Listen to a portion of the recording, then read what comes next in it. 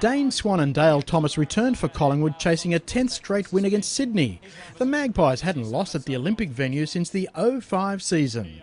The Swans brought back Jesse White and Paul Bevan following the 34-point loss to Carlton, while Lewis Johnston was a late replacement for Ted Richards.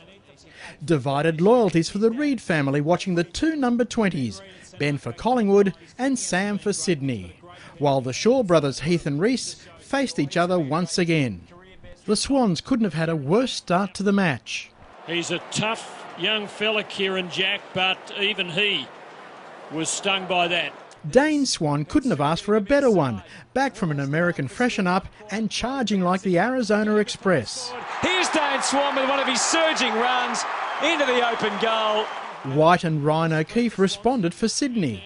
Use by foot up until that one, very good. Here's O'Keefe and he drives it home. Amazingly, Jack reappeared 8 minutes after his collision. Travis Cloke kicked his 30th goal of the season before Jared McVeigh curled in a ripper. A 7 for the year, that's a beauty, curls it home. Collingwood came storming back with Cloke, Steele side bottom and Jared Blair finding the big sticks. Here's Ball, not a noted runner, but he did it well for Blair. Long ball, goal, Collingwood's 5th. When the two 20s went flying, Sam beat his brother Ben to the ball and left the Magpie gasping after he collided with Adam Goods.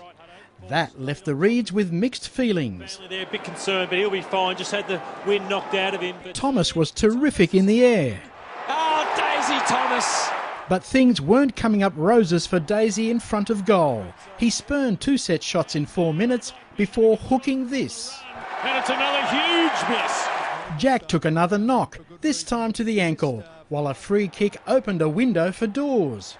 Beautifully done. Collingwood broke the drought. McVeigh ended the Magpies' 5-goal streak. Hanbury to McVeigh, and the Swans do pull one back. That started mime and prejudice in the stands. When Collingwood came to town. As Jack's body finally gave up.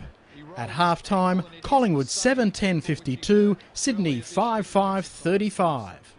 Cloke took charge of the scoring early in the third quarter, kicking 2 goals within 3 minutes. Has 3 goals too, he adds his 4th, he's a dominant figure. Mick Matner booted the Swans' 2nd goal since the first quarter, making Mick Malthouse lose his cool, before Luke Ball made it a 30-point game. From a long way, oh, Luke Ball, not the man you'd expect to do it. Sydney scored back-to-back goals through Bolton and Goods before Harry O'Brien put it on a plate for Cloke. Harry O'Brien would love this. 1-on-1, Cloke again. He's got the open goal this time. Number 5. Scott Pendlebury thought he went for safety, but Jude Bolt turned his unexpected gift into 6 points. Stabs it through. McVeigh landed the Swans' 5th of the term, and Malthouse was on the march, before Ryan O'Keefe made it a 9-point game at three-quarter time. Advantage, Ryan O'Keefe drives it home, and out of nowhere the Swans are within 9 points.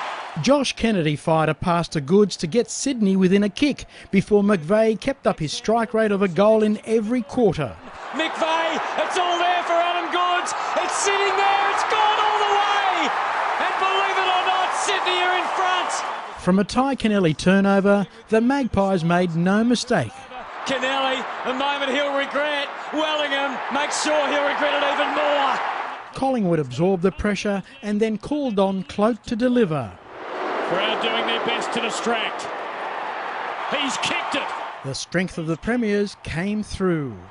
And he's put Collingwood 2 goals in front with his 6th. Goods kicked the final goal of the game, but the Magpies' winning streak continues. Full-time Collingwood 13-21-99, Sydney 14-9-93. Charles Christian, BigPond Sport.